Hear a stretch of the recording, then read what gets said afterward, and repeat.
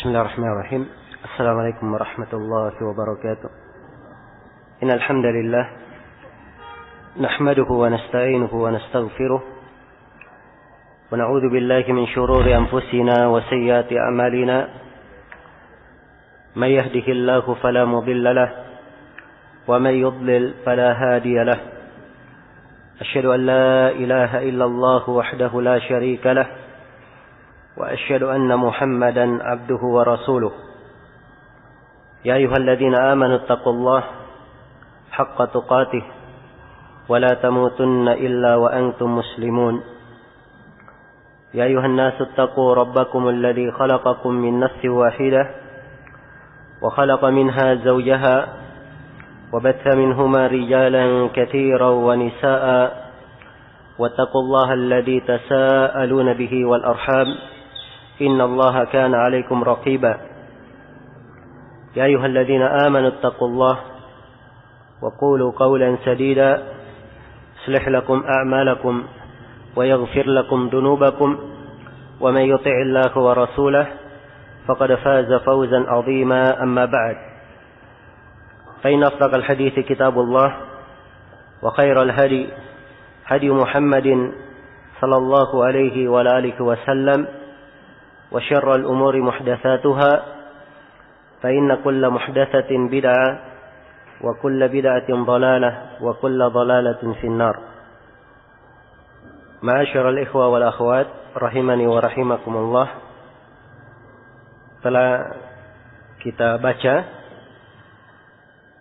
sebagian pembahasan akidah yang diterangkan oleh Al-Imam Abu Abdillah Sufyan ibn Sa'id Ats-Tsauri rahimahullahu ta'ala. Telah dijelaskan tentang pembahasan bahwa Al-Quran adalah kalamullah ghairu makhluk. Juga telah diterangkan bahwa iman, pembahasan tentang iman, bahwa iman adalah qaulun wa amalun wa niyyah yazidu wa yanqus. Tentang masalah iman ini terangkai dari 3, qaulun wa amalun wa niyyah. Sebagian dari as-salaf ada yang membahasakan dengan bahasa iman qaulun wa amal, begitu saja. Iman qaulun wa amalun, ucapan dan amalan saja. Dan ini tidak bertentangan, sebab ucapan ada 2, ada ucapan hati dan ada ucapan lisan. Dan amalan juga ada amalan hati dan ada amalan anggota tubuh. Ya, kalau begitu tidak bertentangan dengan orang yang mengatakan bahwa iman qaulun wa amalun wa niyyah, atau orang yang mengatakan bahwa iman adalah qaulun wa amalun wa i'tiqad. Kemudian Sufyan Ats-Tsauri ditanya tentang muwafaqatus sunnah. Ya, bahwa tidak ada qaul, amal, niat kecuali sesuai dengan sunnah.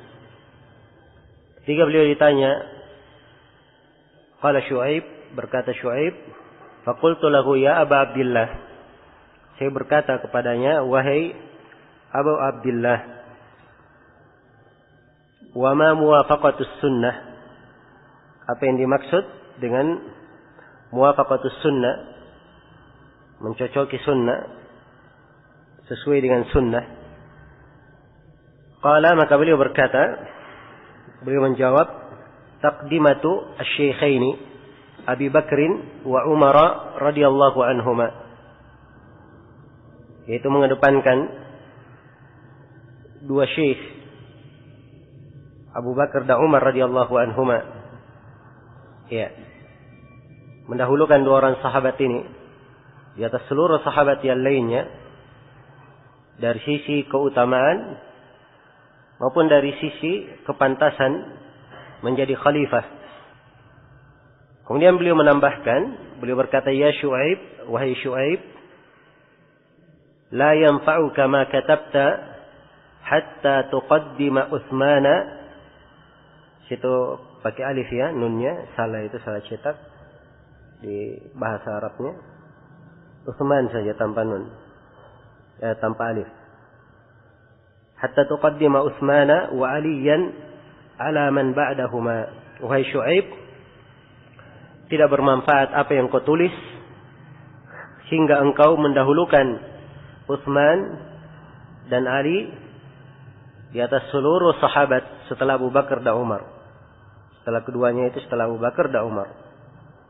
Nah, jadi di jumlah ini beliau menjelaskan bahwa dari bentuk muwafaqatus sunnah sesuai dengan sunnah adalah mendahulukan Abu Bakar dan Umar, Utsman, kemudian Ali. Dari sisi keutamaan dan khilafah.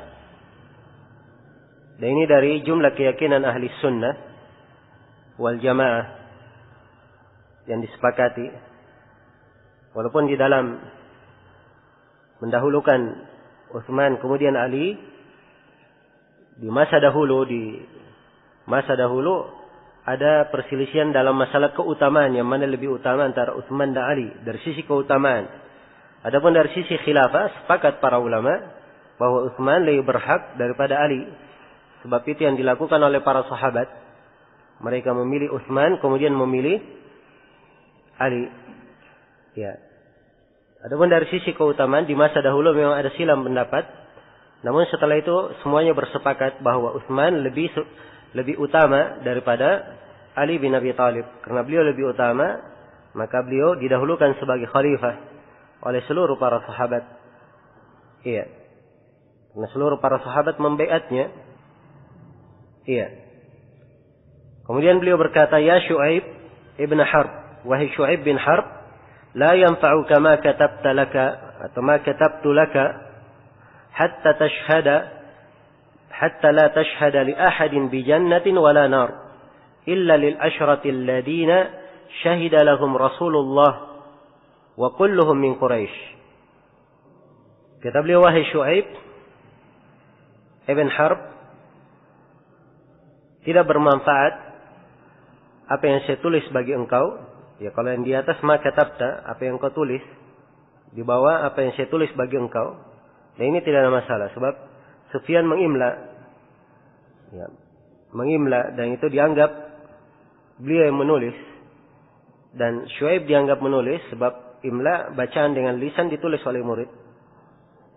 Hatta la tashhada, wahai Syuaib, tidak bermanfaat bagi engkau apa yang saya tulis bagimu sampai engkau mempersaksikan atau sampai engkau tidak mempersaksikan bagi siapapun dia masuk surga atau masuk neraka kecuali lil asyraf, untuk 10 orang sahabat alladzina syahida lahum Rasulullah sallallahu alaihi wasallam, kecuali untuk 10 orang sahabat yang Rasulullah sallallahu alaihi wasallam telah mempersaksikan untuk mereka bahwa mereka masuk surga. Wa kulluhum min Quraisy, dan 10 orang ini semuanya dari Quraisy. Iya. Baik, di sini ada 3 pembahasan diterangkan oleh Sufyan Ats-Tsauri rahimahullah. Semuanya terkait dengan masalah keyakinan ahli sunnah, keyakinan para as-salaf terhadap para sahabat. Terhadap para sahabat Rasulullah sallallahu alaihi wasallam. Para sahabat Rasulullah sallallahu alaihi wasallam, ya, mereka adalah orang-orang yang telah dipilih oleh Allah Subhanahu wa taala untuk mendampingi Rasulullah sallallahu alaihi wasallam, dan telah syah di dalam hadits Ibnu Mas'ud riwayat Imam Ahmad bahwa Rasulullah bersabda, Allah melihat ke hati para hamba, maka diketemukan hati Nabi Muhammad yang paling baik, maka dipilihlah beliau sebagai seorang Rasul. Kemudian setelah itu Allah melihat ke hati manusia, maka diketemukan hati para sahabat yang paling baik, maka dipilihlah mereka untuk mendampingi Rasulullah sallallahu alaihi wasallam. Karena itu para sahabat adalah orang-orang pilihan.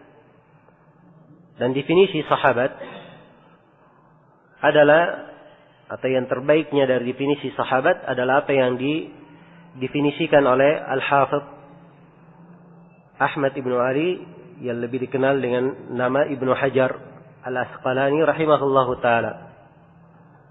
beliau mendefinisikan bahwa sahabat adalah man laqiyan nabiyya sallallahu alaihi wasallam mu'minan bih wa mata 'ala al-islam. Sahabat adalah orang yang berjumpa dengan Nabi sallallahu alaihi wasallam.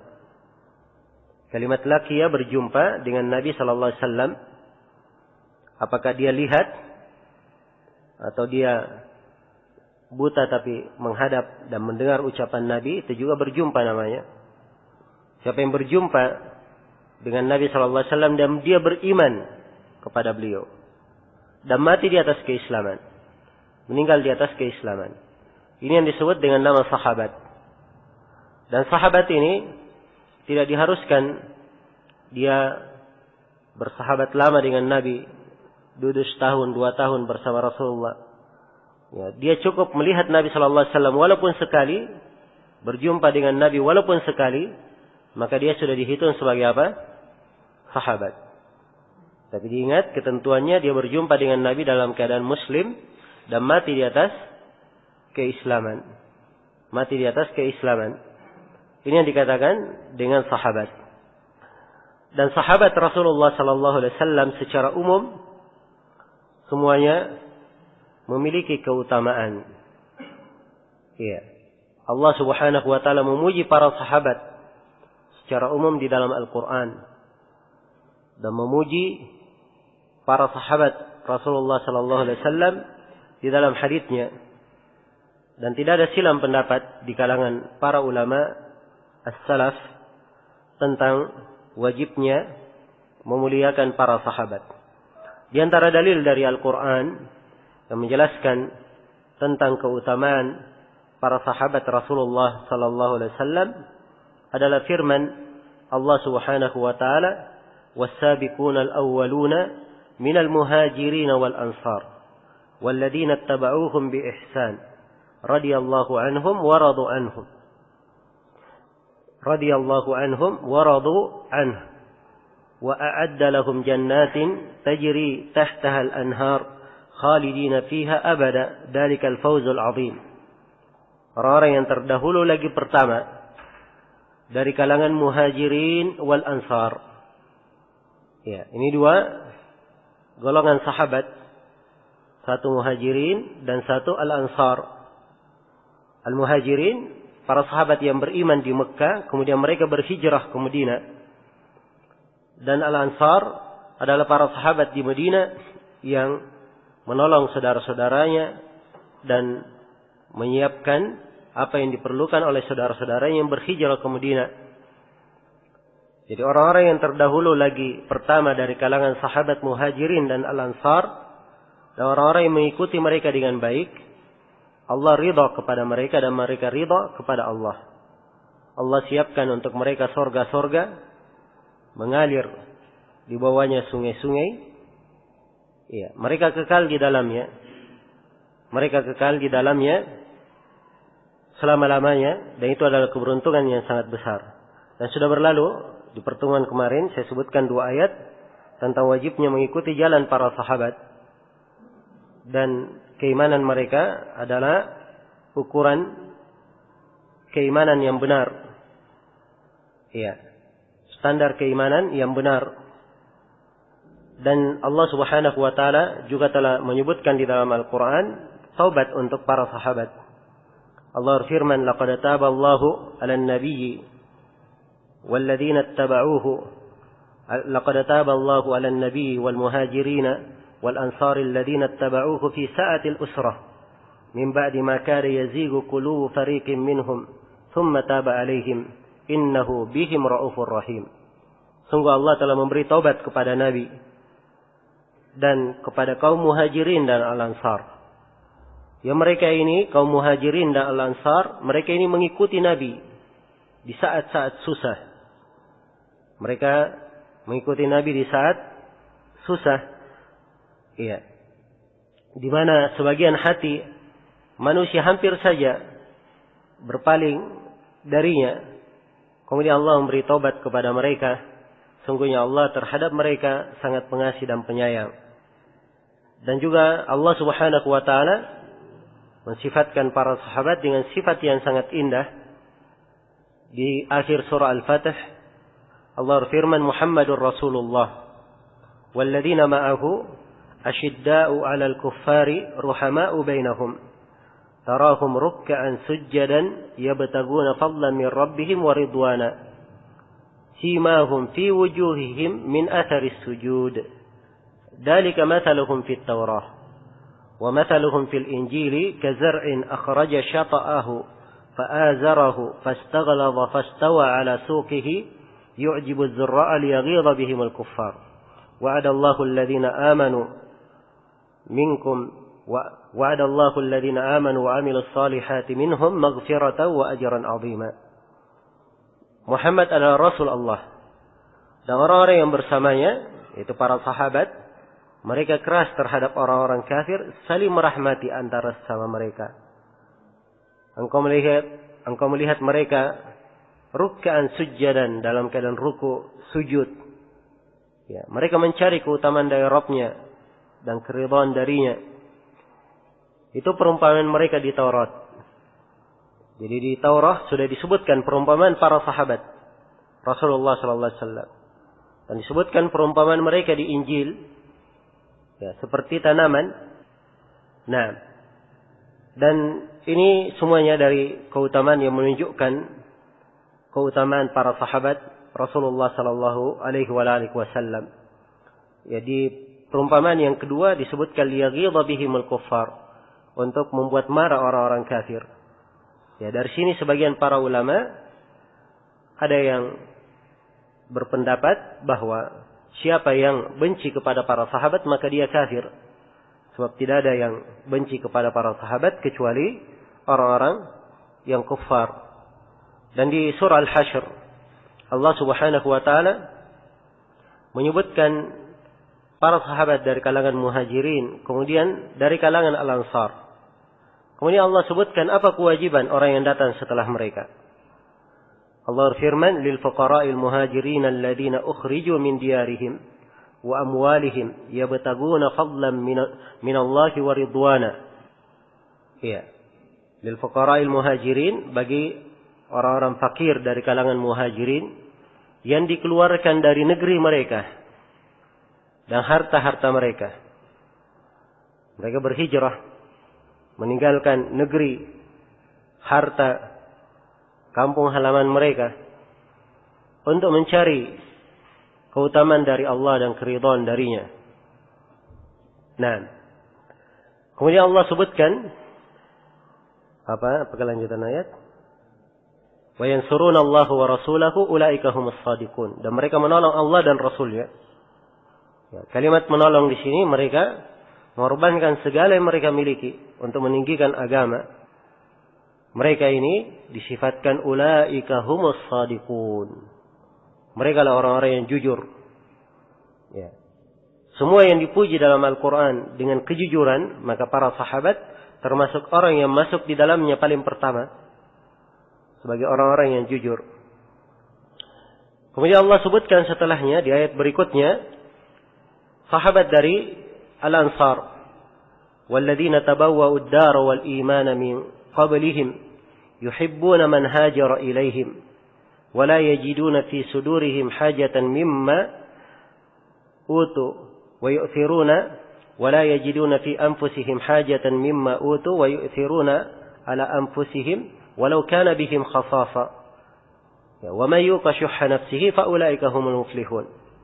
Orang-orang yang mempersiapkan negeri mereka dan keimanan sebelumnya, mereka cinta kepada siapa yang berhijrah kepada mereka. Dan mereka tidak menemukan dari diri mereka ada hajat pada apa yang diberikan kepada mereka. Ya, harta yang mereka miliki seakan-akan mereka tidak perlu. Ya, dan mereka lebih mengedepankan saudaranya di atas yang lainnya, di atas diri mereka sendiri. Ya, sampai disebutkan dalam kisah sebagian sahabat, datang orang-orang yang berhijrah, dia katakan, ya ini dari harta saya, silahkan kamu pilih yang mana yang kamu suka. Ya, bahkan sebagiannya berkata, saya punya beberapa istri, ya kalau kamu ingin salah satunya maka kamu pilih, saya ceraikan. Dan ini dari keikhlasan ya mereka dan kecintaan mereka kepada saudara-saudaranya. Iya. Kemudian Allah sebutkan apa kewajiban orang-orang yang datang setelahnya. Walladzina ja'u min ba'dihim yaquluna Rabbana ighfir lana wa li ikhwanina alladhina sabaquna bil iman wa la taj'al fi qulubina ghillan lil ladzina amanu Rabbana innaka ra'ufur rahim. Orang-orang yang datang setelah mereka, ya, mereka berkata, wahai Rabb kami, ampunilah kami dan saudara-saudara kami yang mendahului kami dengan keimanan. Dan janganlah engkau jadikan di dalam hati kami ada kedengkian, kebencian kepada mereka. Wahai Rabb kami, ya sesungguhnya engkau maha penyayang lagi maha pengasih. Raufur Rahim. Jadi ini kewajiban orang yang datang setelah para sahabat. Ya, kalau mereka ingin dipersaksikan dengan keimanan, maka wajib bagi mereka memuliakan para sahabat Rasulullah sallallahu alaihi wasallam. Ya, tidak boleh ada kebencian di dalam hati mereka terhadap para sahabat. Karena itulah kata para ulama, dari sifat ahli sunnah, ya, lisan mereka dan hati mereka selamat terhadap para sahabat. Lisan mereka tidak pernah mencela sahabat, tidak pernah menjelekkan sahabat. Lisan mereka hanya memuji dan menyanjung para sahabat. Dan hati mereka selamat dari para sahabat. Tidak ada kedengkian terhadap para sahabat. Yang ada adalah kecintaan terhadap sahabat Rasulullah sallallahu alaihi wasallam. Dan ini adalah wajar. Siapa saja yang datang setelah para sahabat dan melakukan amalan saleh apapun, maka para sahabat mendapatkan kebaikan dari mereka. Kenapa? Sebab orang-orang yang beramal setelah para sahabat, mereka bisa beramal karena ilmu yang disampaikan oleh para sahabat. Andai kata para sahabat tidak menyampaikan dari agama ini, maka kebaikan akan terputus. Tapi karena para sahabat menyampaikannya dan menunaikan amanah, maka kita yang datang setelah mereka bisa merasakan bagaimana kenikmatan iman dan bisa merasakan berbagai bentuk ketaatan kepada Allah Subhanahu wa taala. Dan dari hadis Rasulullah sallallahu alaihi wasallam sangat banyak sekali yang menjelaskan pujian terhadap para sahabat, dan telah berlalu bersama kita di pertemuan kemarin penyebutan bahwa sahabat adalah sebaik-baik manusia. Dan di dalam hadits Abu Sa'id yang diriwayatkan oleh Imam Al-Bukhari dan Imam Muslim, Rasulullah sallallahu alaihi wasallam bersabda, "La tasubbu ashabi." Janganlah kalian mencela sahabatku. "Falau anna li ahadikum mil al-ardi dhahaban fa anfaqahu fi sabilillah, ma balagha mudda ahadihim wala nasifa." Andai kata salah seorang dari kalian menginfakkan hartanya sebanyak gunung emas, satu gunung Uhud berisi emas, dia infakkan di jalan Allah, maka dia tidak akan mencapai satu mud dari keimanan sahabat. Tidak pula setengahnya. Iya, tidak pula setengahnya. Karena itulah kata para ulama, siapa yang beramal dengan segala amalan salih setelah para sahabat, maka sahabat lebih utama darinya. Ya. Walaupun seluruh amalan salih dia lakukan, sahabat tetap lebih utama darinya. Karena mereka bersahabat dengan Rasulullah sallallahu alaihi wasallam. Iya. Baik. Dan sepakat para ulama ahli sunnah tentang wajibnya memuliakan para sahabat Rasulullah sallallahu alaihi wasallam. Ini tidak ada silang pendapat. Berkata Abu Zur'a Ar-Razi rahimahullahu taala, "Man intaqasa ahadan min ashabi Rasulillah sallallahu alaihi wasallam, fa'lamu annahu zindiq." Siapa yang menghinakan atau mencerca salah seorang dari sahabat Rasulullah sallallahu alaihi wasallam, ketahuilah bahwa dia ini adalah zindiq. Ya, zindiq ini bahasa untuk kaum munafikin. Ya. Kaum munafikin. Orang-orang yang memendam kebencian terhadap Islam dan kaum muslimin. Ya. Abu Zur'a beralasan sebab seluruh syariat Al-Quran maupun hadits sampai kepada kita dengan jalan para sahabat. Kalau para sahabat mereka celah, itu artinya rawi-rawi yang meriwayatkan agama kita telah mereka celah, dan habislah agama ini. Iya, habislah agama ini. Karena itu siapa yang mencela para sahabat, maka pasti di dalam dirinya ada bentuk dari bentuk kemunafikan. Dan para ulama telah bersepakat bahwa siapa yang mengkafirkan para sahabat atau mencela seluruh sahabat, maka dia dikafirkan, dia dianggap kafir. Adapun kalau dia mencela sebagian sahabat, atau 1-2 orang sahabat, maka ini ada rincian-rincian, tetapi harus diketahui bahwa mencela seorang sahabat itu bukan dari ahli sunnah sama sekali. Nah, karena itu harus diingat, dan ini dari kebiasaan sebagian orang di belakang ini terlalu gampang mencela para sahabat. Kadang ada yang membaca biografi para sahabat, dia baca dari sebagian biografi, kemudian dia lihat ada hal-hal yang dia pandang dengan akalnya bahwa itu adalah hal yang jelek, kemudian dia mencela para sahabat. Dan ini adalah kekeliruan dan kemungkaran. Siapa yang jatuh di dalamnya hendaknya dia bertobat kepada Allah Subhanahu wa taala. Karena seluruh ulama Islam sepakat bahwa sahabat itu mereka dimuliakan dan dipuji. Bukan artinya mereka maksum, tidak berdosa. Namanya manusia, mungkin saja jatuh di dalam dosa. Mungkin saja jatuh di dalam dosa. Tetapi kalaupun mereka ada jatuh di dalam kesalahan, maka kesalahan mereka itu telah gugur di tengah lautan kebaikan mereka. Kalaupun mereka telah jatuh di dalam kesalahan, maka kebaikan-kebaikan yang mereka yang lainnya itu telah menghapuskan kesalahan-kesalahan tersebut. Kemudian dari keyakinan ahli sunnah di dalam masalah para sahabat, tidak boleh seorang masuk dan membicarakan pertikaian yang terjadi di tengah para sahabat. Apa yang terjadi di tengah mereka, perselisihan yang terjadi di tengah mereka, maka ini tidak dibicarakan. Tidak dibicarakan. Sebab mereka masuk di dalam pertikaian tersebut sebagai orang-orang yang berilmu, orang-orang yang berijtihad. Kalau mereka benar dalam ijtihadnya dapat 2 pahala, mereka salah dapat 1 pahala.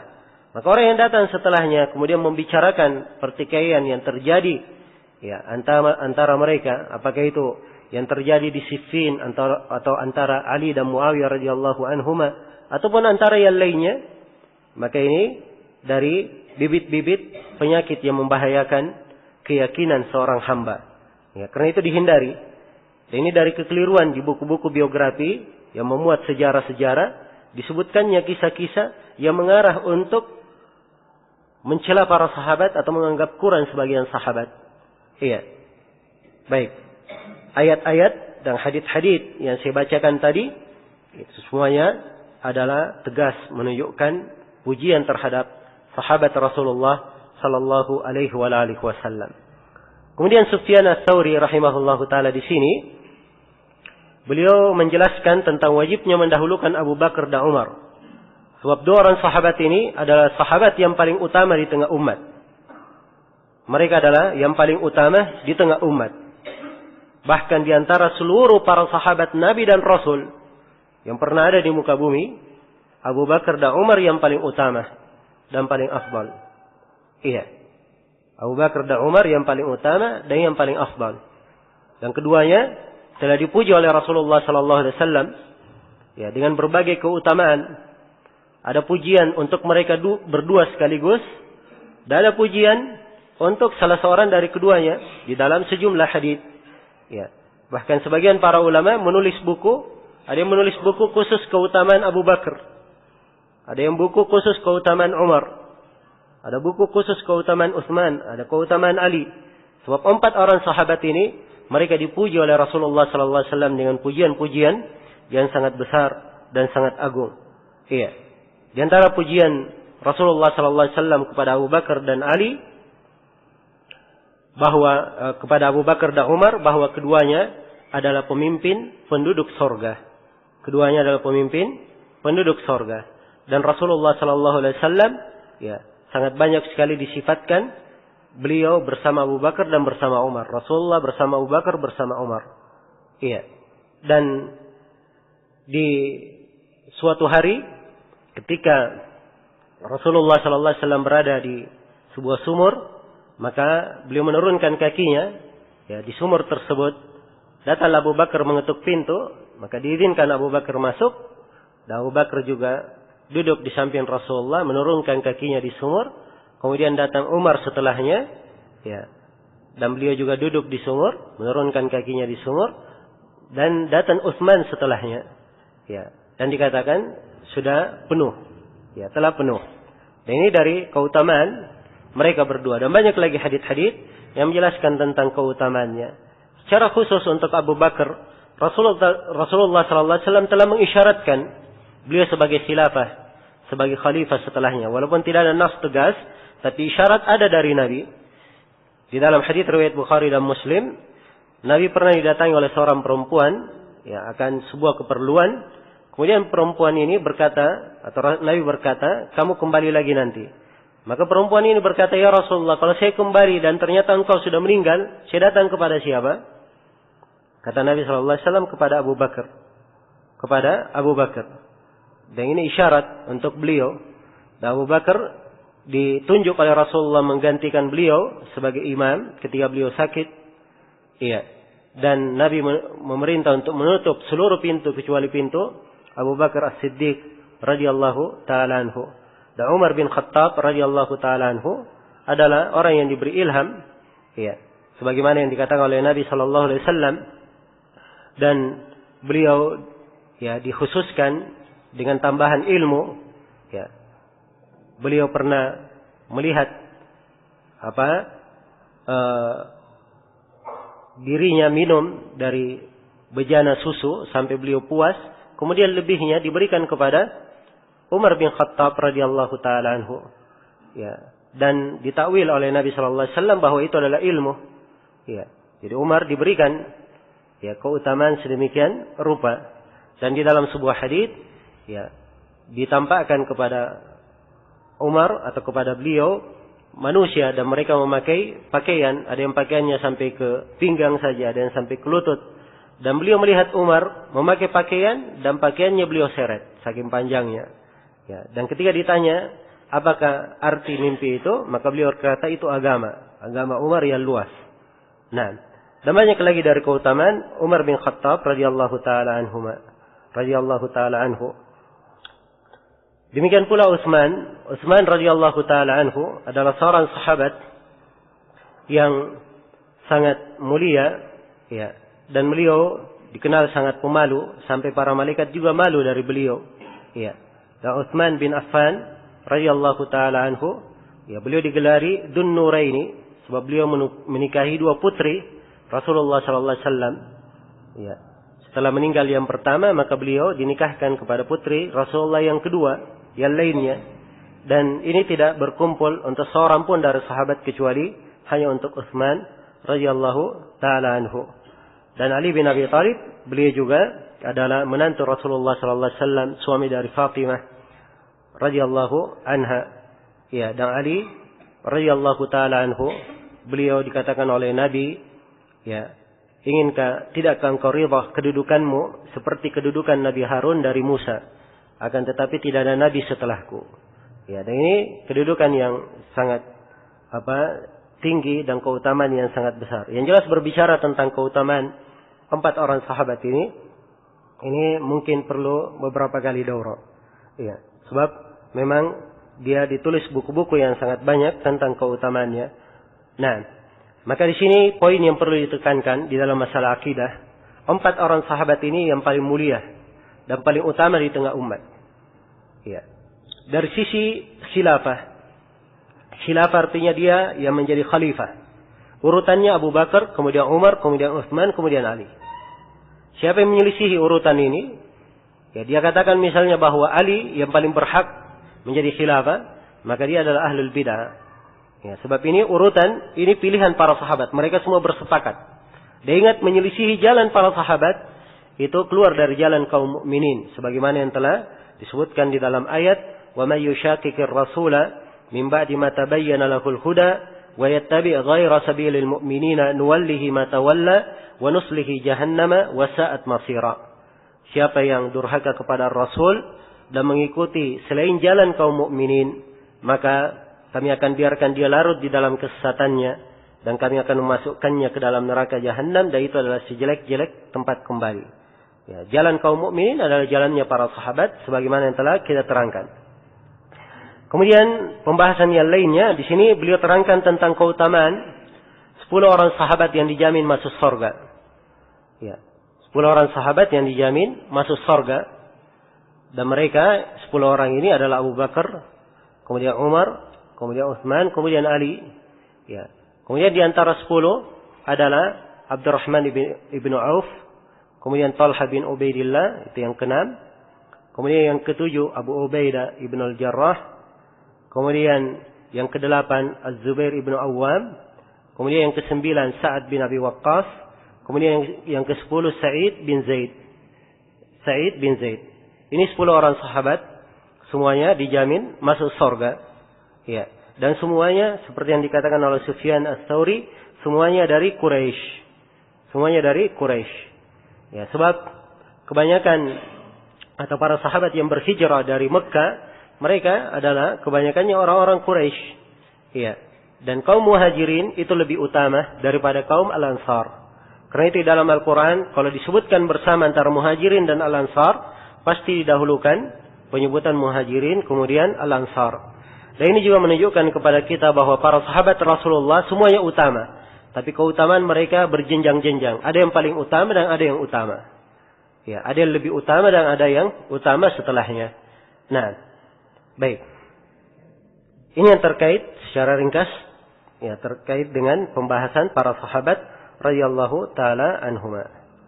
Kemudian beliau berkata, "Ya Syu'aib bin Harb, wahai Syu'aib bin Harb, la yanfa'uka ma katabtu laka hatta tara al-masha 'ala al-khuffain duna khal'iha atau duna khal'ihima." Ya. Nah, i'dil 'indaka min ghasli qadamaik. Kata beliau, wahai Syu'aib bin Harb, tidaklah bermanfaat bagi engkau apa-apa yang saya tulis bagimu sampai engkau berpendapat bahwa mengusap al-khuffain, mengusap sepatu, ya, tanpa menanggalkannya itu lebih utama. Ya. Baik. Duna khal'iha a'dala indaka min ghasli qadamaik. Itu lebih lebih adil atau lebih baik di sisimu daripada mencuci kedua kakimu. Baik. Di sini Sufyan Ats-Tsauri memasukkan masalah mengusap di atas kedua sepatu. Ya, dan beliau memasukkannya di dalam pembahasan akidah. Padahal ini pembahasan fikih. Nah, ini termasuk hal yang harus dipahami. Ya. Untuk memahamkan hal ini, saya perlu kasih pendahuluan bahwa para ulama as-salaf rahimahumullah, mereka membacakan atau membahas akidah, ya, dibangun di atas dua prinsip atau dibangun di atas dua dasar, menjelaskan dua hal. Yang pertama, mereka menjelaskan rukun iman yang 6. Rukun iman yang 6 apa? Keimanan kepada Allah, keimanan kepada para malaikat, keimanan kepada kitab-kitab, kemudian keimanan pada para rasul, kemudian keimanan pada hari akhirat, kemudian keimanan kepada takdir yang baik dan yang buruk. Ini dasar yang pertama. Di keimanan kepada Allah ada keimanan terhadap nama-nama dan sifat, keimanan terhadap rububiyah, terhadap uluhiyah. Al-Quran kalamullah, ini pembicaraan keimanan kepada Allah dan juga pembicaraan keimanan kepada kitab-kitab Allah. Keimanan masuk dalam rangkaian pembicaraan iman secara apa? Secara umum. Sudah kita bahas, ya. Baik.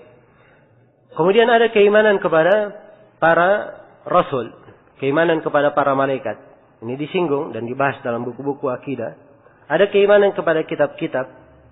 Ya, ada keimanan kepada hari akhirat. Ya, keimanan kepada akhirat itu banyak cakupannya. Ada keimanan kepada kubur, ya. Sebab itu awal persinggahan negeri akhirat, karena itu dibahas dalam buku-buku akidah. Walaupun di risalah yang kita baca tentang akidah Sufyan Ats-Tsauri ini tidak diterangkan di sini, tapi di buku-buku akidah lainnya dijelaskan. Iya. Demikian pula dibahas tentang hari kiamat, hari kebangkitan daripada mahsyar, kemudian telaga, syafaat. Ya, demikian pula pembagian kitab-kitab, ya, timbangan, kemudian jembatan, sorga, neraka. Ini semuanya dari rangkaian keimanan kepada apa? Hari akhirat. Dan ini dibahas dalam buku-buku akidah. Kemudian yang keenam, keimanan kepada takdir yang baik dan yang buruknya. Ini akan datang penjelasannya insyaallah. Jelas ya? Jadi ini dasar yang pertama yang diterangkan dalam buku-buku akidah. Kemudian yang kedua yang diangkat dalam buku-buku akidah adalah pembahasan-pembahasan yang merupakan ciri pembeda antara ahli sunnah dan ahlul bidah. Pembahasan-pembahasan yang merupakan ciri pembeda antara siapa? Antara ahli sunnah dan ahlul bidah. Pembahasan tentang para sahabat ini tidak masuk dalam rukun iman yang 6. Tidak masuk. Tapi dibahas dalam hampir seluruh buku akidah menjelaskannya. Kenapa? Sebab ini adalah prinsip yang disepakati. Dan ini membedakan antara ahli sunnah dan siapa? Ahlul bidah. Tidak ada yang mencela sahabat kecuali dia ahlul bidah. Ya. Kecuali dia adalah ahlul bidah. Ahlul bidah yang mencela para sahabat, apakah itu dari kalangan Syiah atau dari kalangan An-Nawasib, ya, atau dari kalangan Al-Khawarij dan Mu'tazilah, ya, ataupun dari kalangan yang lainnya, ya, yang ada celaan terhadap para sahabat Rasulullah sallallahu alaihi wasallam. Jelas ya? Nah, demikian pula di sini beliau sebutkan tentang masalah mengusap di atas al-khuffain. Ya.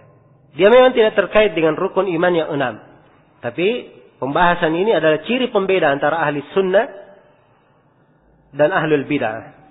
Jelas ya? Karena itu mereka terangkan hal ini dalam buku-buku akidah. Mereka terangkan hal ini di dalam buku-buku akidah. Baik. Mengusap ya al-khuffain di atas kedua sepatu itu adalah hal yang disepakati oleh para ulama. Seluruh para sahabat sepakat tentang disyariatkannya mengusap di atas kedua sepatu. Ya. Tidak ada silang pendapat. Walaupun pernah ada nukilan dari 3 orang sahabat, mereka tidak berpendapat mengusap di atas kedua sepatu. Tapi telah syah juga dari 3 pendapat dari 3 sahabat itu bahwa mereka telah rujuk dari pendapatnya. Ya, jadi semuanya sepakat tentang wajibnya mengusap di atas kedua sepatu. Hadits-hadits yang menjelaskan tentang mengusap di atas kedua sepatu itu hadits mutawatir.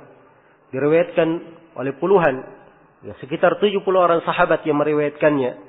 Ya, di berbagai keadaan. Dan sebagian para ulama ada yang mengambil pendalilan tentang syariat mengusap di atas kedua sepatu diambil dari ayat Al-Quran.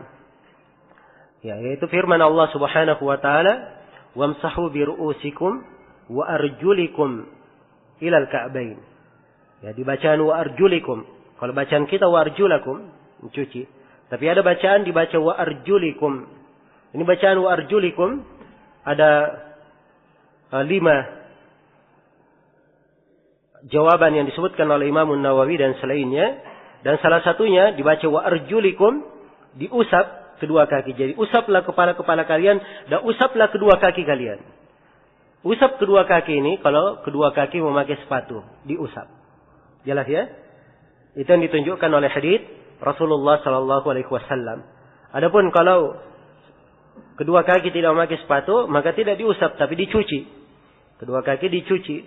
Ya, dan Nabi menegur ya sahabat yang hanya mengusap kedua kakinya dan beliau berteriak dengan suara yang sangat tinggi di dalam hadits yang diriwayatkan oleh Imam Al-Bukhari dan Imam Muslim. Beliau menyatakan wailul lil a'qabi minan nar. Ya, celakalah tumit-tumit dari api neraka. Jelas ya? Baik, jadi sepakat para ulama tentang kewajiban. Iya. Mungkin ada yang bertanya, siapa dari kalangan ahlul bidah yang menyelisih hal ini? Mereka tidak berpendapat mengusap di atas sepatu. Jawabannya, dari kalangan ahlul bidah yang masyhur dari mereka tidak berpendapat mengusap di atas sepatu adalah orang-orang Khawarij. Kaum Al-Khawarij. Mereka tidak berpendapat mengusap di atas kedua sepatu. Iya. Kemudian berikutnya dikatakan di sini oleh Sufyan Ats-Tsauri, kata beliau, ya Syuaib ibn Harb, wala yanfa'uka ma katabtu hatta yakunu ikhfa'u bismillahirrahmanirrahim fi shalah afdala indaka min an tajhara bihima. Wahai Syuaib bin Harb, tidak bermanfaat apa yang saya tulis untukmu sampai menyembunyikan atau membaca dengan suara yang lembut, suara yang lirih di dalam salat itu lebih afdal bagimu daripada kamu jaharkan, kamu keraskan. Ini pembahasan fikih yang kedua tentang menjaharkan basmalah. Jadi beliau anggap dari prinsip dasar yang dipegang tidak boleh menjaharkan apa? Basmalah ketika salat jahriyah. Kalau dia sebagai imam, dia tidak jaharkan bismillahirrahmanirrahimnya. Dan ini oleh Sufyan Ats-Tsauri dianggap sebagai apa? Dari keyakinan. Sebab beliau katakan tidak bermanfaat apa yang kamu tulis. Sampai dia berpendapat seperti ini. Nah, baik, saya sudah terangkan tadi ya. Ada pembahasan-pembahasan fikih yang dimasukkan oleh para ulama di dalam buku akidah. Alasannya apa tadi? Untuk membedakan antara ahlul bidah dan apa? Ahli sunnah. Dan ini banyak pembahasan. Ini mengusap di atas kedua sepatu. Kemudian di sini menjaharkan basmalah. Ya, ada lagi di pembahasan lain, di pembahasan menegakkan hukum had. Ya, ada pembahasan lain tentang nikah mut'ah. Ada pembahasan lain juga tentang masalah ketaatan kepada penguasa, tentang jihad. Ini semuanya pembahasan-pembahasan. Masuknya di pembahasan apa? Pembahasan fikih. Tetapi dimasukkan dalam buku akidah sebab dia adalah ciri khas ahli sunnah yang membedakannya dengan ahlul bidah. Tapi khusus untuk masalah ini, bismillahirrahmanirrahim, ini dua pendapat di kalangan as-salaf. Ya. Sebagian dari para ulama as-salaf memang ada yang tegas seperti ini. Seperti Sufyan Ats-Tsauri. Ya. Dan ini kebanyakan ahli hadits dari kalangan as-salaf. Seperti Sufyan Ats-Tsauri, Imam Ahmad bin Hanbal, Ishaq bin Rahawai. Ya. Demikian pula taib itu di masalah lainnya, di masalah salat. Di sini di masalah basmalah seperti Sufyan Ats-Tsauri di sini. Ya. Dan Ibnu Rajab rahimahullahu taala di dalam Fathul Bari Syarah Sahih Bukhari, beliau menyebutkan ucapan dari as-salaf yang lainnya yang bahasanya seperti ini. Memasukkannya di pembahasan akidah. Jelas ya? Nah, ini bagi alim yang berpendapat seperti ini, atau dikatakan bahwa di negeri mereka secara khusus, ya, ini dianggap sunnah yang ditinggalkan atau hal yang diperangi, karena itu mereka tekankan dengan sangat kuat. Mereka tekankan dengan sangat kuat. Tapi di kalangan kebanyakan as-salaf, orang yang menjaharkan basmalahnya, ya, misalnya ada yang menjaharkan basmalah dalam sholat, tidak dikatakan dia ahlul bidah, tidak. Jelas ya? Sebab ini dari masalah yang ada khilaf di kalangan para ulama. Ya, ada memang sebagian dalil yang kadang menunjukkan mungkin saja boleh menjaharkan kadang-kadang. Ya, tapi kalau dia mengingkari sama sekali, ya, tidak menjaharkan, maka ini letak apa yang disebutkan oleh Sufyan Ats-Tsauri rahimahullahu taala di sini. Jelas ya? Jadi secara umum bahwa menjaharkan bismillahirrahmanirrahim itu bukan dari sunnah Rasulullah sallallahu alaihi wasallam. Sunnahnya adalah bismillahirrahmanirrahim dibaca tapi tidak diperdengarkan. Tidak diperdengarkan. Ya. Sebab Nabi sallallahu alaihi wasallam sebagaimana yang diriwayatkan oleh Anas bin Malik, beliau tidak menjaharkannya. Dan Anas berkata, saya salat di belakang Abu Bakar, saya salat di belakang Umar, saya salat di belakang Utsman. Tidak seorang pun yang menjaharkan bismillahirrahmanirrahim. Mereka memulai salatnya langsung alhamdulillahirabbil alamin. Iya. Langsung memulai alhamdulillahi rabbil alamin. Ya. Dan seluruh dalil-dalil yang mengatakan bahwa bismillahirrahmanirrahim dijaharkan, itu hadits-haditsnya ada kelemahan di dalamnya. Ada kelemahan di dalamnya. Yang paling kuatnya adalah riwayat Abu Hurairah. Ya.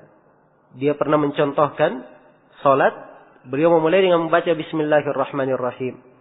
Ya. Ini hadits andai kata syah, maka dikatakan bahwa membaca bismillahirrahmanirrahim itu kadang-kadang dilakukan. Ya, tapi ternyata haditsnya juga di kalangan muhakkikin dari ahli hadits, dia adalah hadits yang lemah. Hadits yang lemah. Yang benarnya bahwa tidak disyariatkan menjaharkan bismillahirrahmanirrahim pada salat jahriyah maupun salat sirriyah. Ya. Yang disyariatkan adalah membaca lirih bismillahirrahmanirrahim itu. Tetap dibaca tetapi tidak dijaharkan. Tidak dijaharkan. Dan ketika Sufyan Ats-Tsauri menyebutkan masalah ini di pembahasan akidah, ini sekali lagi menunjukkan pentingnya masalah ini. Ya, pentingnya masalah ini dan penekanan di kalangan para ulama terdahulu. Di kalangan para ulama terdahulu. Ya, tapi dari sisi apakah dia adalah ciri yang membedakan antara ahli sunnah dan ahlul bid'ah, telah kita tekankan bahwa dia tidak masuk di dalam masalah ini. Sebab ini adalah masalah yang ada silam pendapat ya di kalangan para ulama, dan kebanyakan para ulama tidak memandangnya ke dalam masalah tersebut. Adapun Sufyan Ats-Tsauri memandangnya di masalah yang membedakan antara ahli sunnah dan ahlul bid'ah, maka itu adalah ijtihad beliau, atau itu adalah hal yang terjadi di kondisi keadaan ya beliau rahimahullahu taala. Sebab kadang seorang alim ya memberikan fatwa akan sebuah permasalahan ya dibangun memang karena di tempat tersebut ya ada bentuk penekanan yang harus ditambah atau dilebihkan. Nah, kemudian di masalah berikutnya setelah beliau menguraikan tentang masalah menjaharkan bismillahirrahmanirrahim, beliau berpindah ya ke wasiat yang lainnya. Beliau berkata, ya Syu'aib ibn Harb, wahai Syu'aib bin Harb, la yanfa'uka alladhi katabta hatta tu'mina bil qadari khairihi wa syarrihi huluwihi wa murrihi kullun min indillahi azza wa jal. Wahai Syu'aib bin Harb, tidak bermanfaat bagi engkau apa yang kau tulis sampai engkau beriman kepada takdir yang baik dan yang buruknya, yang manis maupun pahitnya. Ya, kamu imani bahwa seluruhnya berasal dari sisi Allah Subhanahu wa taala. Sini beliau buka pembahasan yang terkait dengan masalah apa? Dengan masalah takdir. Iya, terkait dengan masalah takdir. Nah, dan beliau tekankan di sini bahwa beriman kepada takdir ini dari hal yang merupakan penyempurna keyakinan, ya, dan penyempurna keimanan. Dan keimanan kepada takdir, sebagaimana yang dimaklumi, dia adalah salah satu dari rukun iman. Dia rukun yang keenam. Ya, rukun yang keenam. Disebutkan keimanan kepada takdir ini di berbagai ayat Al-Quran. Allah Subhanahu wa taala berfirman, ya, wa kana amrullahi qadaran maqdura. Dan adalah perkara Allah itu adalah takdir yang telah ditakdirkan. Dan Allah Subhanahu wa taala berfirman, wa khalaqa kulla syai'in faqaddarahu taqdira. Dan Allah menciptakan segala sesuatu dan menakdirkannya dengan sebenar-benar penakdiran. Ya. Dan Allah Subhanahu wa taala berfirman, inna khalaqana kulla syai'in biqadar. Sungguhnya kami menciptakan segala sesuatu itu dengan takdir. Dan Allah Subhanahu wa taala berfirman, sabbih isma rabbikal a'la alladhi khalaqa fasawwa walladhi qaddara fahada. Ya, pujilah nama Rabbmu yang maha tinggi, yang mencipta lalu menyempurnakan, yang menakdirkan. Ya. Yang mencipta menakdirkan kemudian memberi hidayah, yang menakdirkan kemudian memberi hidayah. Iya. Dan ada ayat-ayat yang lain yang menjelaskan tentang keimanan kepada takdir ini, ya, bahwa segala sesuatu itu dengan takdir Allah Subhanahu wa taala. Dan dari hadis Rasulullah sallallahu alaihi wasallam menjelaskan tentang takdir adalah hadis Umar bin Khattab tentang datangnya Jibril kepada Rasulullah sallallahu alaihi wasallam, dan Jibril bertanya tentang iman. Maka Nabi menjawab, an tu'mina bil qadari khairihi, an tu'mina billahi wa malaikatihi wa kutubihi wa rusulihi wal yawmil akhir, wa tu'mina bil qadari khairihi wa syarrihi. Iman adalah engkau beriman kepada Allah, kepada para malaikat, kepada kitab-kitab, kepada para rasul, kepada hari akhirat. Dan engkau beriman kepada takdir yang baik dan yang buruk. Iya. Ini konteks pembicaraan dari Nabi sangat indah. Dan di dalamnya menunjukkan pentingnya beriman kepada takdir. Beriman kepada takdir. Antuk minabillah. Ketika beliau ditanya tentang iman, beliau berkata engkau beriman kepada Allah. Diberikan kata kerja di depannya, antuk minabillah. Ya. Kemudian keimanan kepada malaikat, keimanan kepada kitab-kitab, kepada para rasul, kepada hari akhirat diikutkan. pada keimanan kepada Allah. Engkau beriman kepada Allah, kepada para malaikatnya, kepada kitab-kitabnya, kepada para rasulnya, dan kepada hari akhirat. Begitu masuk keimanan kepada takdir, diulangi lagi kata kerjanya. Wa tu'mina bil qadari. Diulangi lagi kata tu'mina. Ya. Ini menunjukkan penekanan di dalam keimanan kepada takdir. Dan memang terbukti di dalam sejarah, ya, dari awal penyimpangan akidah yang terjadi di tengah umat adalah penyimpangan yang terjadi di dalam masalah takdir. Ya, penyimpangan yang terjadi di masa takdir. Dan telah ada sejumlah dari manusia yang menyelisihi atau tidak beriman kepada takdir ini di akhir-akhir masa para sahabat. Ya. Seorang ahlul bidah yang bernama Ma'bad al-Juhani, dia memunculkan bid'ah Qadariyah di Basrah. Ya. Ia berkata bahwa perkara itu unuf. Apa artinya unuf? Ya. Dia kalau terjadi, Allah baru tahu. Sebelum terjadinya Allah tidak tahu. Ya. Dan ini adalah kekafiran kepada takdir Allah. Ya, sebab orang yang beriman kepada takdir, ya, salah satunya dia harus mengimani bahwa Allah mengetahui segala yang terjadi sebelum terjadinya dan setelah terjadinya. Dan ini mengatakan bahwa Allah tidak tahu sebelum terjadi. Nanti setelah terjadi baru Allah mengetahuinya. Maka orang yang seperti ini, Ma'bad al-Juhani, ditanyakan kepada para sahabat di dalam Sahih Muslim, ditanyakan kepada Ibnu Umar. Dan Ibnu Umar berkata, kalau engkau menjumpai mereka maka kabarkan bahwa saya Ibnu Umar berlepas diri dari mereka dan mereka berlepas diri dari saya. Kemudian Ibnu Umar bersumpah, walladzi nafsi Ibnu Umar biyadih. Ya.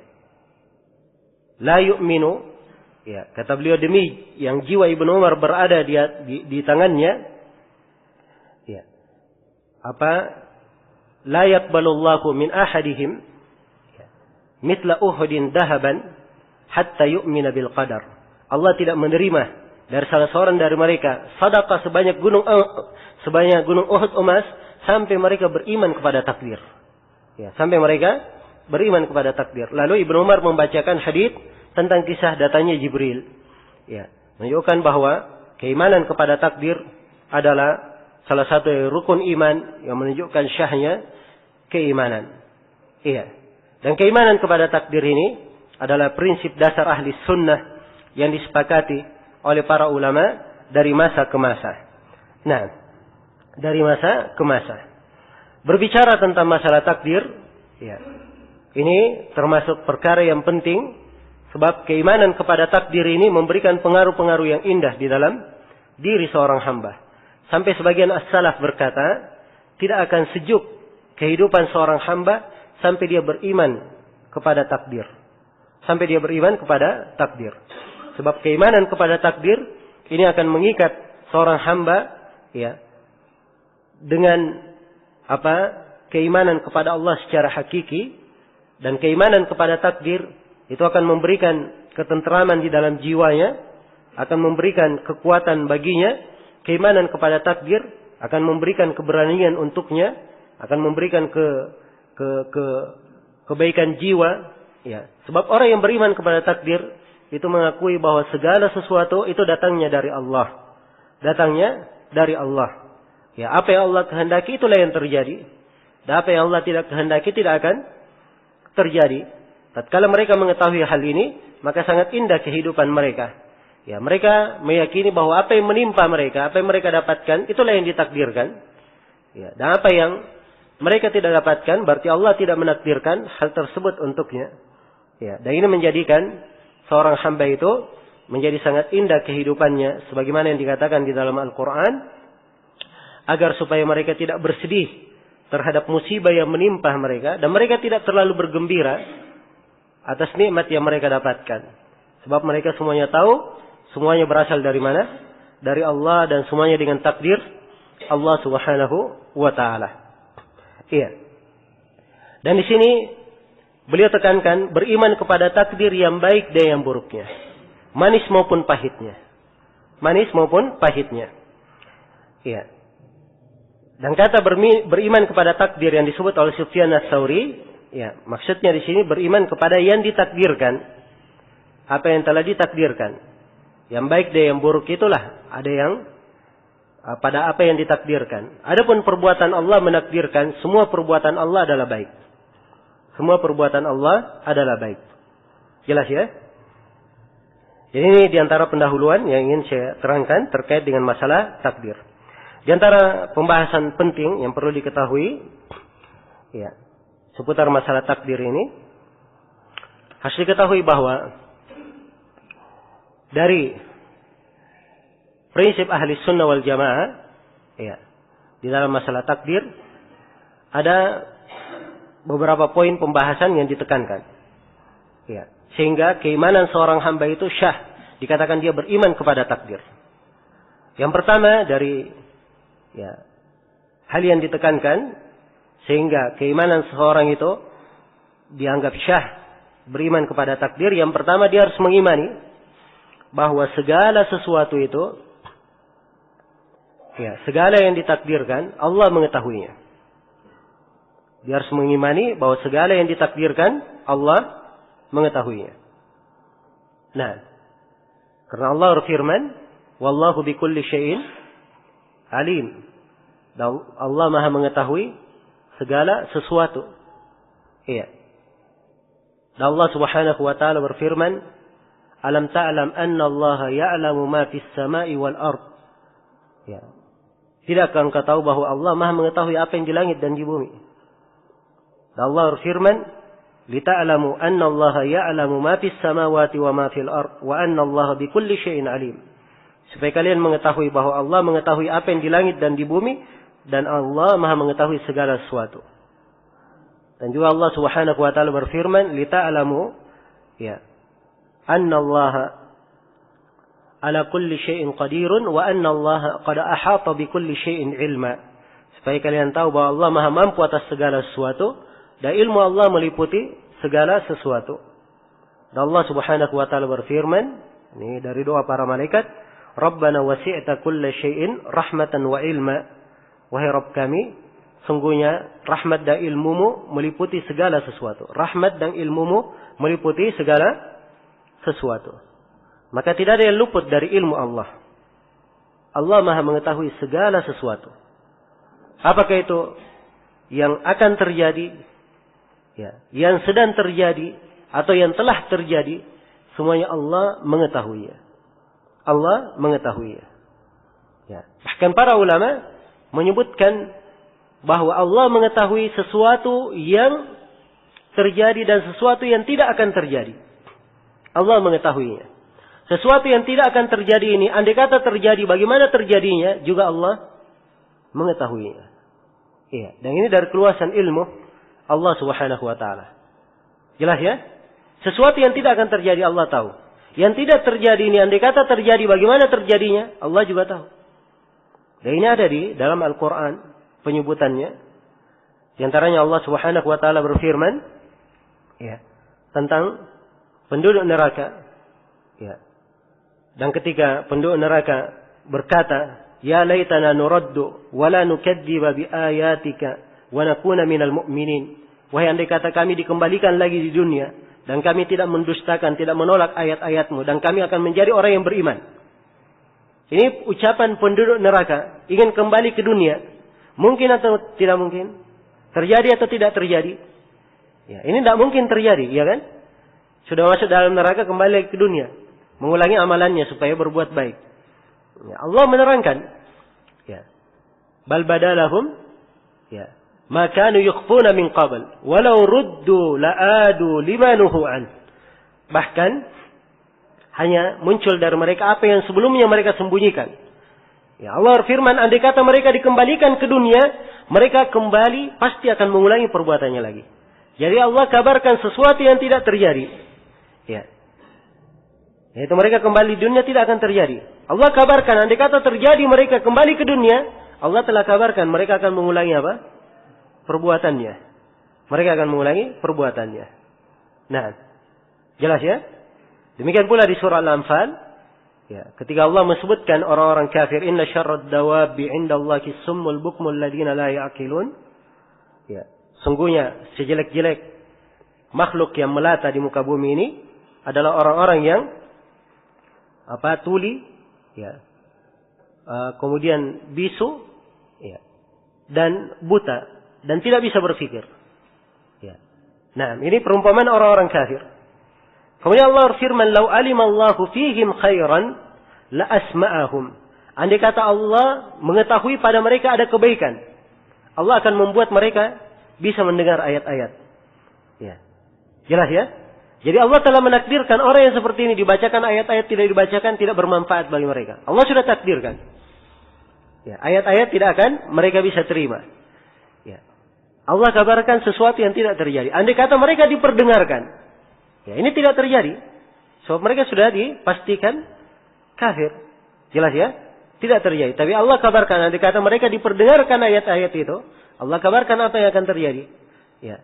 Mereka akan berpaling dalam keadaan, mereka akan mundur dalam keadaan berpaling.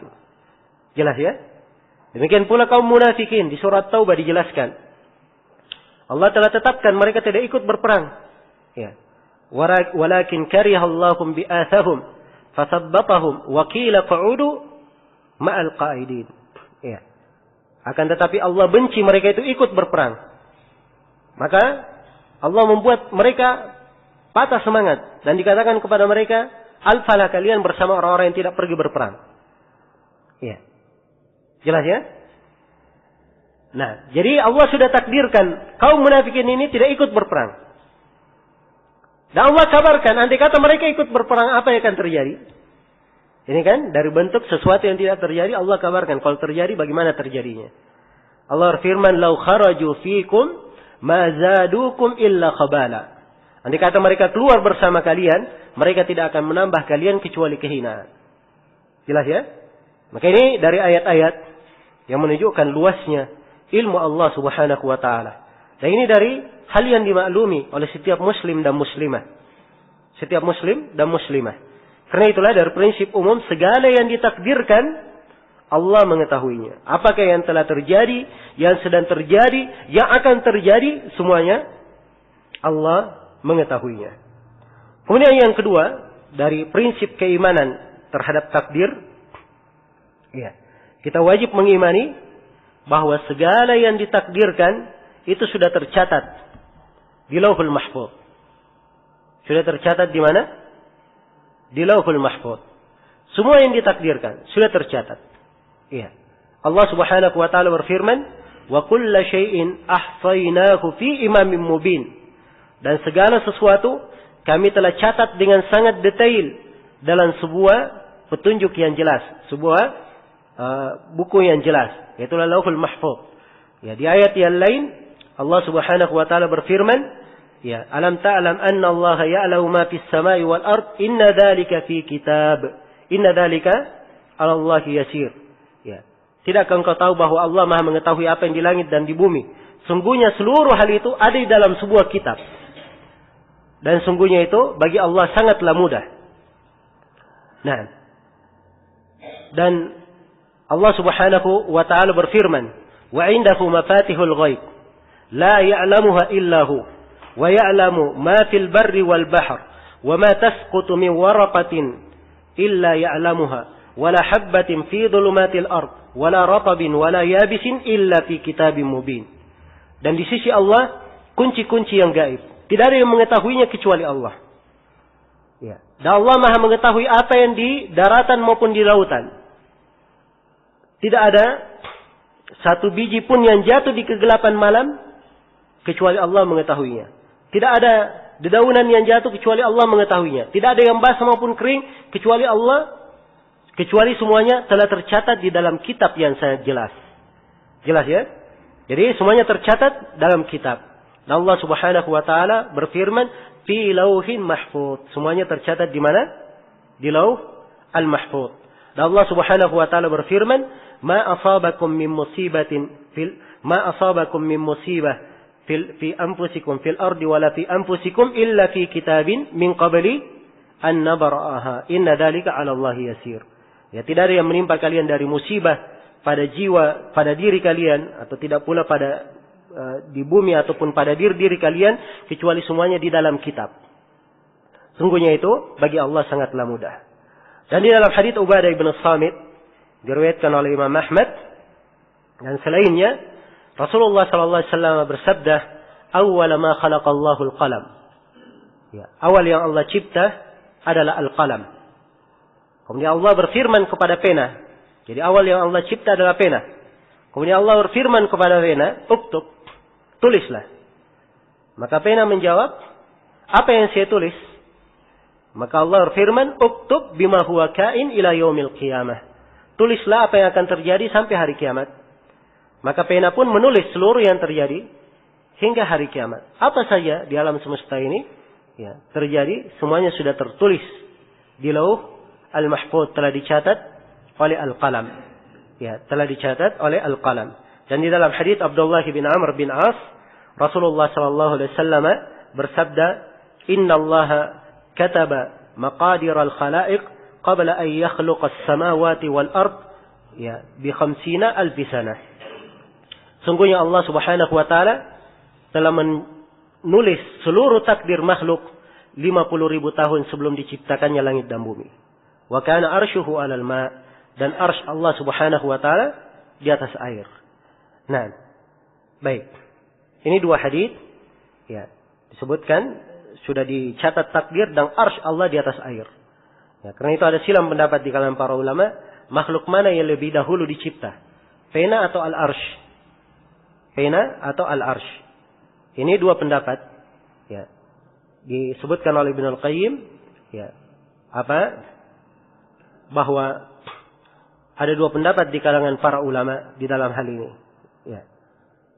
Ada dua pendapat. Ada yang mengatakan makhluk yang pertama adalah pena, setelah itu al-arsy. Ya, ada yang mengatakan bahwa arsy dahulu, sebab sudah ditakdirkan penakdiran makhluk dan arsy sudah ada di atas air. Ya. Jelas ya? Sudah ada di atas air. Nah, ini dua pendapat di kalangan para ulama. Dan Ibnu Al-Qayyim menguatkan pendapat yang mengatakan bahwa arsy lebih dahulu. Kata beliau, "Wal haqqu anna al-arsy qablu li'annahu qabla al-qada'i kana da arkani." Karena sebelum penakdiran dia sudah berdiri tegak. Yaitu pendapat Ibnu Al-Qayyim rahimahullahu taala. Dan ini yang dikuatkan oleh banyak dari ulama kita belakangan. Ya, karena itu tadi saya dibacaan ya, membaca awal yang Allah cipta di bahasa Arabnya, itu saya baca awwala, bukan dibaca awwalu. Ya, kalau dibaca awwalu itu menguatkan pendapat orang yang mengatakan pena dahulu. Ya, kalau dibaca awwala ini penyebutan hal, keadaan yang tidak harus dia dahulu. Ya, jelas ya? Baik. Jadi itu yang kedua dari keimanan kepada takdir. Ya, keimanan kepada takdir. Ya, segala sesuatu telah tercatat di Lauhul Mahfuz. Ya, kalau sudah tercatat di Lauhul Mahfuz, ini menunjukkan bahwa pena itu adalah sesuatu yang sudah menulis segala, dia sudah menulis segala yang ditakdirkan. Dan apa saja yang ditakdirkan berarti ada di Lauhul Mahfuz. Nah, ada di Lauhul Mahfuz. Ya, Rasulullah bersabda dalam hadits Ibnu Abbas, ya, kata beliau, "Rufi'atil aqlam wa jaffatis suhuf." Telah diangkat pena-pena, ya, dan keringlah lembaran-lembaran yang mencatatnya. Rufi'atil aqlam. Nah, pena-pena telah kering atau telah diangkat. Ya, di sini ada satu pertanyaan kadang muncul. Kalau di hadits Abdullah atau Ubadah bin Samit yang saya bacakan tadi, awwala ma khalaqallahu al-qalam. Al-qalam itu mufrad atau jamak, kata tunggal atau kata jamak. Ya, al-qalam dalam bahasa Arabnya dia kata tunggal, ya kan? Sedangkan di hadits Ibnu Abbas, rufi'atil aqlam. Pena-pena diangkat. Dengan lafaz apa? Dengan lafaz jamak. Iya. Demikian pula di pertanyaan para sahabat di Sahih Muslim. Ya, dari hadits Suraqah bin Malik ya radhiyallahu taala anhu. Ya. Seorang sahabat bertanya, "Ya Rasulullah, ya, apa yang kita kerjakan sekarang ini? Apakah dia fima jarat bihi as-suhuf wajaffat bihil aqlam?" Apakah dia dari fima jarat bihil aqlam wajaffat bihis suhuf, dari hal yang pena menulisnya dan catatan-catatan sudah kering, maksudnya sudah dari hal yang ditakdirkan. Jadi disebut dengan lafaz aqlam juga, pena-pena. Ya. Jadi mungkin ada yang bertanya, ini pena satu atau banyak? Ya, jelas ya? Satu atau banyak? Nah, baik. Ini iskal pernah saya tanyakan kepada Syekh Shalih Al-Fauzan, hafizahullah taala, dan beliau berkata bahwa pena itu cuma satu, al-qalam. Adapun hadits-hadits yang menyebutkan dengan lafaz jama' aqlam, dijama' di situ, ya dilihat kepada yang ditulis itu banyak. Bukan penanya banyak, tapi yang ditulis adalah apa? Yang ditulis adalah banyak. Nah, karena itulah saya sering menyebutkan bahwa seorang menuntut ilmu itu kadang tidak cukup dia membaca. Seperti yang tadi, kalau dia baca, bagaimana dia cari jawabannya? Hah? Dari mana dia tahu jawabannya? Ya, tapi dia lihat kepada ahlul ilm, orang-orang yang berilmu, ya, dan memberikan kepadanya penyelesaian dari apa yang dia iskal di dalam memahaminya. Baik. Kemudian yang ketiga, dari keimanan kepada takdir. Dari keimanan kepada takdir, ya, seorang mengimani bahwa segala yang ditakdirkan Allah menghendakinya. Segala yang ditakdirkan Allah menghendakinya. Ya. Ini juga dari prinsip utama, ya, di dalam keyakinan terhadap takdir Allah Subhanahu wa taala. Ya. Kita wajib meyakini bahwa segala yang ditakdirkan Allah menghendakinya. Tidak mungkin ada sesuatu yang terjadi di langit dan di bumi terjadi di dalam kekuasaan Allah dan Allah tidak menghendakinya. Ya. Maha suci Allah disifatkan bahwa terjadi di dalam kekuasaannya sesuatu yang dia tidak apa? Tidak kehendaki. Iya. Jelas ya? Dan Allah Subhanahu wa taala berfirman, "Fa'alul lima yurid." Allah Maha mengerjakan apa yang dia kehendaki. Dan Allah Subhanahu wa taala berfirman, "Wa ma tasha'una illa ayyasha Allahu rabbul alamin." Tidaklah kalian berkehendak kecuali Allah Rabbul Alamin menghendakinya. Semuanya di bawah kehendak Allah. Ya. Ya. Kalian berkehendak karena Allah telah menghendakinya. Allah telah menghendakinya. Nah, walakinna Allah yaf'alu ma yurid. Akan tetapi Allah mengerjakan apa yang dia kehendaki. Apa yang dia kehendaki. Maka segala sesuatu adalah dengan kehendak Allah. Ya. Terjadinya yang baik dan yang buruk, Allah menghendakinya. Allah menghendakinya. Dan adanya keimanan, Allah menghendakinya. Adanya kekufuran, Allah menghendakinya. Adanya ketaatan, Allah menghendakinya. Adanya kemaksiatan, Allah menghendakinya. Ya. Ada, ya, orang-orang salih, para nabi, para rasul, Allah menghendakinya. Ada orang-orang yang kufur, Fir'aun, Haman, ya, Qarun, ya, dan selainnya, Allah menghendakinya. Iblis dicipta, Allah menghendakinya. Ya, jelas ya? Semuanya di bawah kehendak Allah. Segala yang ditakdirkan, semuanya Allah menghendakinya. Dan ini prinsip utama, ya, diterangkan di dalam dalil-dalil Al-Quran dan Sunnah Rasulullah Sallallahu Alaihi Wasallam. Dan inilah yang diselisihi oleh ahlul bid'ah. Ahlul bid'ah mengatakan bahwa Allah Subhanahu Wa Taala itu hanya menghendaki kebaikan. Adapun kejelekan itu adalah kehendak makhluk saja. Ya, dia adalah kehendak makhluk. Jadi kalau si hamba berzina, ya jangan dikatakan dia berzina, Allah menghendaki dia berzina, kata mereka. Tapi ini adalah kehendak hamba sendiri. Ya, jadi hamba menciptakan kehendaknya sendiri. Ya, kehendak hamba keluar dari kehendak Allah. Ya, dan ini keliru ya. Ini keliru. Dasar kekeliruannya karena mereka tidak memahami, ya, apa yang dikatakan dengan kehendak Allah itu. Ya, apa yang dimaksud dengan iradah Allah Subhanahu wa taala. Lafaznya adalah lafaz iradah. Iradah itu artinya apa? Kehendak Allah Subhanahu wa taala. Jelas ya? Dan ini termasuk prinsip penting dalam masalah takdir yang harus dipahami dengan benar. Sebab keliru dalam memahami ini, inilah yang menyebabkan banyak orang jatuh, menyimpang di dalam masalah takdir. Ya. Karena itu di sini saya akan menerangkan tentang masalah iradah ini. Kehendak Allah. Harus diketahui bahwa kehendak Allah itu, ya, ada dua macam, terbagi dua. Ada namanya irada kauniyah, qadariyah. Ya, ada irada kauniyah, qadariyah. Dan ada namanya irada syar'iyyah, diniyah. Ini dua jenis irada. Jelas ya? Irada kauniyah, qadariyah. Ya. Kalau saya artikan irada artinya kehendak. Kauniyah itu artinya kaun. Yang terjadi di alam semesta. Yang pasti terjadi. Qadariyah yang ditakdirkan. Jelas ya? Pasti terjadi. Kalau irada kauniyah ini sifatnya, dia adalah sesuatu yang Allah pastikan telah terjadi. Ya. Dan irada kauniyah ini terkait dengan masyiah Allah. Kehendak Allah. Dia terjadi kadang Allah menghendaki, kadang Allah mencintainya, dan kadang Allah tidak mencintainya. Dia terjadi. Jadi harus kita ketahui bahwa sesuatu yang terjadi belum tentu Allah mencintainya. Ya. Allah kehendaki dia terjadi. Kenapa?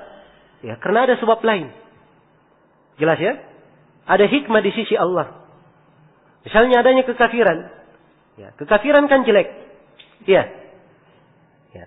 Kenapa ada kekafiran? Allah punya hikmah menciptakan menakdirkan adanya apa? Adanya kekafiran. Ya, alif lam mim ahasiban nasu ayyutraku ayyaqulu amanna wa hum la yuftanun wa laqad fatanna alladhina min qablihim fala ya'lamanna Allahu alladhina sadaqu wa la ya'lamanna Allahu al-kadhibin. Alif lam mim, apakah manusia mengira mereka akan dibiarkan begitu saja berucap kami beriman dan mereka belum diuji?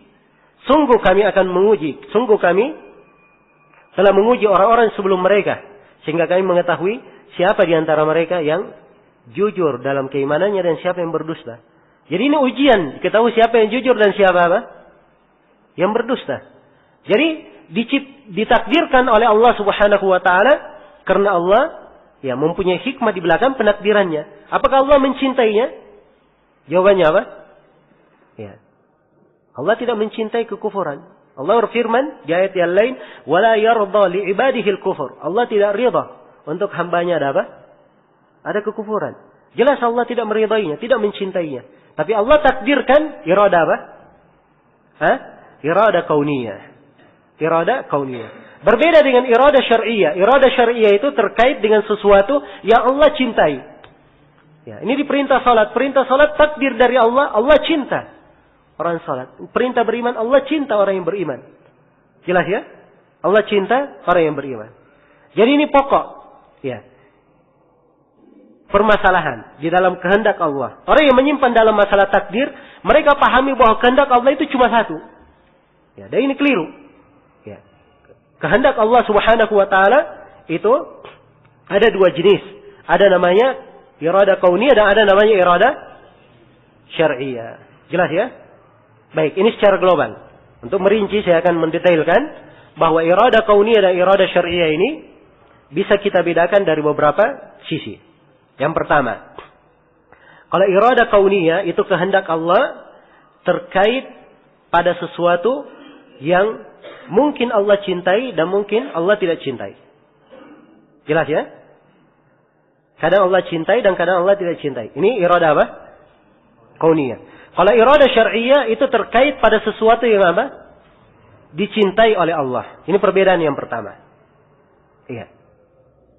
Perbedaan yang kedua, kalau irada kauniyah, ini kadang ini pada sesuatu yang pasti terjadi. Kalau irada kauniyah, pada sesuatu yang pasti apa? Terjadi. Iya. Kalau irada syar'iyah itu mungkin terjadi dan mungkin apa? Mungkin tidak terjadi. Nah, mungkin tidak terjadi. Baik. Iya. Dari contoh misalnya, irada kauniyah, ya firman Allah Subhanahu wa taala. Iya. Firman Allah Subhanahu wa taala, "Wa idza arada Allahu biqaumin su'an fala maraddalah." Dan apabila Allah menghendaki pada satu kaum kejelekan untuknya, siksaan untuknya, maka tidak ada yang bisa menolaknya. Ini contoh irada apa? Irada kauniyah. Jadi kehendak Allah di sini, kehendak kauni. Kalau Allah menimpakan bencana kepada satu kaum, tidak ada yang bisa menolak. Jelas ya? Tidak ada yang bisa menolaknya. Jelas? Ini dari bentuk irada kauniyah. Ya, dari bentuk irada syar'iyah. Ya. Firman Allah Subhanahu wa taala, "Yuridullahu bikumul yusra wa la yuridu bikumul usra." Allah menghendaki pada kalian kemudahan. Ya. Allah menghendaki pada kalian kemudahan. Agama ini dijadikan oleh Allah mudah, itu kehendak Allah dan Allah cinta hal tersebut. Jelas ya? Allah cinta hal tersebut. Baik, dipahami di sini ya? Ini dua perbedaan tadi saya sebutkan. Yang pertama, apa perbedaannya? Kalau iradah kauniyah, kadang dicintai oleh Allah dan kadang tidak dicintai. Kalau iradah syar'iyah, terkait dengan sesuatu yang dicintai oleh Allah. Kalau yang perbedaan yang kedua, kalau iradah kauniyah, ya, kadang terjadi pada sesuatu yang pasti terjadi. Kalau iradah syar'iyah, kadang terjadi dan kadang tidak terjadi. Ya, Allah menakdirkan Fir'aun kafir. Ini iradah apa? Iradah kauniyah. Jelas ya? Allah menakdirkan Abu Bakar beriman. Iradah apa? Iradah syar'iyah. Jelas ya? Iradah syar'iyah. Baik. Allah Subhanahu wa taala ya. Baik, kalau Allah menginginkan Fir'aun beriman. Ya. Fir'aun beriman, diinginkan beriman atau tidak? Iya, semua orang kafir diinginkan beriman. Tapi Fir'aun tetap apa? Kafir. Ini iradah apa? Iradah syar'iyah. Iradah syar'iyah. Kalau Abu Bakar beriman, itu iradah kauniyah dan apa? Syar'iyah sekaligus. Jelas ya? Kauniyah dan syar'iyah sekaligus. Jadi ini keterkaitan antara keduanya. Baik. Seorang maksiat, pelaku maksiat berzina. Ya. Allah menghendaki dia berzina? Iya. Iradah apa? Kehendak apa? Kauniyah. Bukan artinya Allah cinta kepadanya. Ini syubhatnya. Orang-orang yang menyimpan dalam masalah takdir. Ya, jadi kalau Allah kehendaki katanya Allah mencintainya. Dan itu keliru. Jelas ya? Ya. Sesuatu terjadi pasti di bawah kehendak Allah Subhanahu wa ta'ala. Jelas ya? Kemudian perbedaan yang ketiga. Kalau iradah kauniyah. Ya. Iradah kauniyah. Ini terkait. Ya. Iradah kauniyah itu dimaksudkan untuk selainnya. Dimaksudkan untuk selainnya. Ya. Adapun iradah syar'iyah memang Allah maksudkan untuk hal itu sendiri.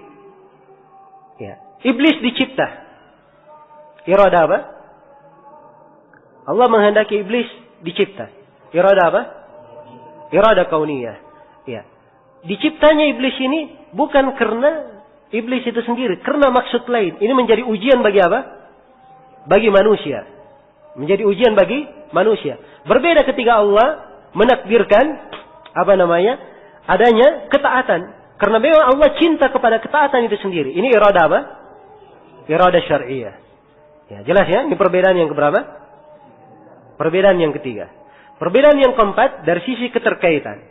Kalau iradah kauniyah itu terkait dengan rububiyah Allah dan penciptaannya. Terkait dengan rububiyah Allah dan apa? Penciptaannya. Iya. Kalau iradah syar'iyah itu terkait dengan uluhiyah Allah Subhanahu wa taala dan apa? Dan syariatnya. Terkait dengan uluhiyah Allah dan syariatnya. Ya. Kauniyah Allah pastikan kun fayakun. Terjadi maka dia terjadi. Sebab Allah Maha mampu dan menciptakan segala sesuatu. Jelas ya? Ya. Syariah Allah tetapkan kewajiban salat. Allah cinta kewajiban salat ini untuk menegakkan ibadah uluhiyah, ya, memurnikan ibadah kepada Allah Subhanahu wa taala terkait dengan uluhiyah Allah dan syariatnya. Kemudian perbedaan yang kelima, itu tadi yang saya isyaratkan bahwa iradah kauniyah, ya, ini apa? Terjadi pada kekafiran orang kafir. Ya, bersendirian pada kekafiran orang kafir. Iradah syar'iyah ini pada ketaatan orang yang kafir. Iradah syar'iyah dan di dunia berkumpul sekaligus pada keimanan seorang apa? Seorang mukmin. Jelas ya? Tadi saya beri contoh. Fir'aun kafir, Allah menghendakinya atau tidak? Menghendakinya. Kehendak apa ini? Iradah apa? Iradah kauniyah. Ya. Allah menghendaki Fir'aun beriman. Iya atau tidak? Iya. Ya, sebab diajak oleh Nabi Musa untuk beriman supaya dia mendapat hidayah. Ini iradah apa? Iradah syar'iyah. Sebab Fir'aun tidak masuk Islam. Ya. Fir'aun tidak beriman, ya kan? Sebab iradah syar'iyah belum tentu harus terjadi. Ya. Tidak harus terjadi. Nah, Keimanan Abu Bakar As-Siddiq radhiyallahu taala anhu iradah apa? Ya. Kauniyah dan syar'iyah sekaligus. Ya, kauniyah dan syar'iyah sekaligus. Jelas ya? Allah sudah takdirkan Abu Bakar beriman, ya, dan apa? Itu adalah hal yang dicintai oleh Allah. Ya. Kita katakan ini sudah ditakdirkan, sesuatu yang sudah terjadi bisa dikatakan itu sudah ditakdirkan, kan begitu? Ya. Tapi kalau belum terjadi, bisa seorang katakan ini sudah ditakdirkan? Tidak boleh, sebab itu artinya dia mengaku punya ilmu gaib. Ya. Tapi kalau sudah terjadi, ya, saya misalnya berusaha, ya, untuk menjual barang saya 10 biji dalam sehari, ternyata tidak laku, ya, hanya laku 5. Saya katakan, wah, yang sudah ditakdirkan hanya laku 5. Benar atau tidak ucapan saya? Ya benar, sudah terjadi. Ya. Tapi kalau pagi hari, ya, saya berniat ingin menjual 10, ya, saya sudah katakan akan ditakdirkan misalnya 5 saja laku. Ya, ini namanya mengaku, ya, punya ilmu gaib. Ya. Jelas ya? Baik, jadi harus dibedakan. Ya, padahal yang sudah terjadi, tidak apa-apa seorang berkata ini sudah takdir Allah. Ya. Tapi kalau belum lagi diperintah, ya, belum lagi terjadi, maka tidak boleh dia berkata ini takdir Allah. Itu namanya berhujjah dengan takdir. Itulah ucapan orang-orang bermaksiat. Ya. Pezina berzina, ayo kamu bertobat. Wah, saya sudah ditakdirkan menjadi pezina, tidak usah saya bertobat. Ya. Dari mana dia tahu yang ditakdirkan untuknya? Ya, mungkin saja dia ditakdirkan jadi orang taat, kan begitu? Ya, kenapa dia tidak mencoba? Seorang yang bermaksiat juga demikian. Baik, maka ini dari poin-poin yang hendaknya diperhatikan. Baik, ini 3 prinsip sudah yang harus ditanamkan dalam memahami apa? Keimanan kepada takdir. Yang pertama tadi apa? Kita harus yakini bahwa segala yang ditakdirkan Allah mengetahuinya. Kemudian yang kedua, harus kita yakini bahwa segala yang ditakdirkan telah tercatat di Lauhul Mahfuz. Kemudian yang ketiga, kita harus meyakini bahwa segala ditakdirkan Allah menghendakinya. Baik, ada prinsip-prinsip lainnya saya akan terangkan insyaallah taala setelah salat zuhur. Untuk sementara kita cukupkan dulu sampai sini, kita bersiap-siap untuk salat zuhur. Subhanakallahumma bihamdik asyhadu an la ilaha illa anta astaghfiruka wa atubu ilaik walhamdulillahirabbil alamin.